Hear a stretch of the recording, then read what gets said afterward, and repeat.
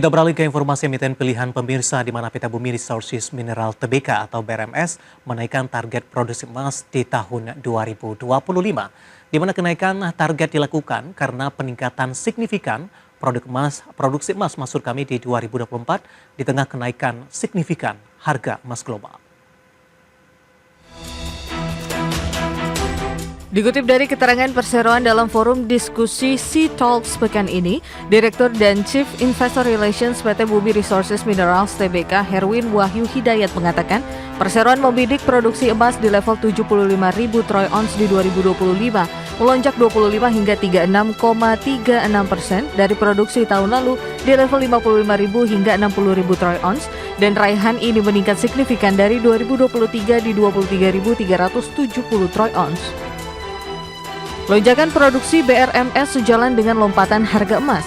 Bahkan harga komoditas emas global berulang kali menembus rekor tertinggi baru sepanjang masa dengan mencapai level di atas 2.800-an per troy ounce. Perseroan optimis kinerja keuangan akan tumbuh signifikan terutama di 2025 di tengah prospek harga emas dinilai akan melanjutkan penguatan di tengah ketidakpastian global. Di luar fluktuasi harga komoditas emas, perseroan memiliki agenda ekspansi di 2025. Di antaranya perseroan sedang menggarap fasilitas pengolahan biji emas ketiga di Palu dan ditargetkan bisa beroperasi di kuartal 1 2025. Perseroan sedang mengerjakan proyek fasilitas emas Health Village di Gorontalo yang ditargetkan bisa mulai beroperasi di Juni 2026. Selanjutnya akan menggarap proyek tambang emas bawah tanah di Palu dengan target bisa beroperasi di semester 2 2027. Berbagai sumber IDX Channel. Seiring pelemahan dalam indeks harga saham gabungan di sepanjang perdagangan hari ini, pemirsa saham BRMS juga ikut tertekan, di mana posisi saat ini melemah di atas 6,63% pemirsa. Langsung saja kita ke grafis yang pertama, seperti apa pergerakan saham BRMS di sepanjang perdagangan hari ini. Ya, ditutup di perdagangan hari sebelumnya di level 362. Pada pembukaan sesi pertama pada pagi tadi langsung dibuka di zona merah di 388, bahkan tekanan terus berlanjut beberapa menit pasca pembukaan di level 380 rupiah per sahamnya. Pelemahan lebih ke arah terbatas di 10.30 di 384, kemudian pada penutupan sesi pertama pada posisi siang tadi di 386, kemudian tertekan kembali di pembukaan sesi kedua di 382.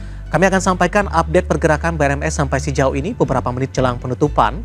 Tekanan semakin dalam 6,12% di level 368.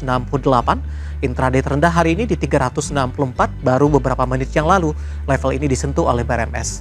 Dari harian kita beralih ke grafis pergerakan BRMS dalam 6 bulan terakhir. Ke grafis selanjutnya pemirsa, di perdagangan awal Agustus, tepatnya di 7 Agustus, masih bergerak di level 148.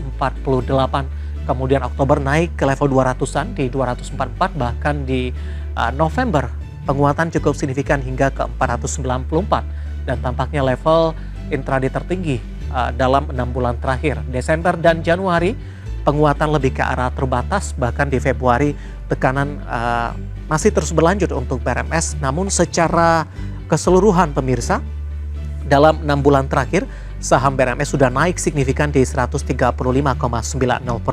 Nah, seperti apa dari sisi valuasi dengan beberapa indikator yang ada pemirsa?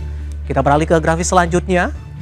Price to earning ratio dari BRMS di kisaran 170,03 kali, PSR-nya di 25,00 kali, PBV-nya di 3,03 kali, dan PCFR-nya di 182,17 kali.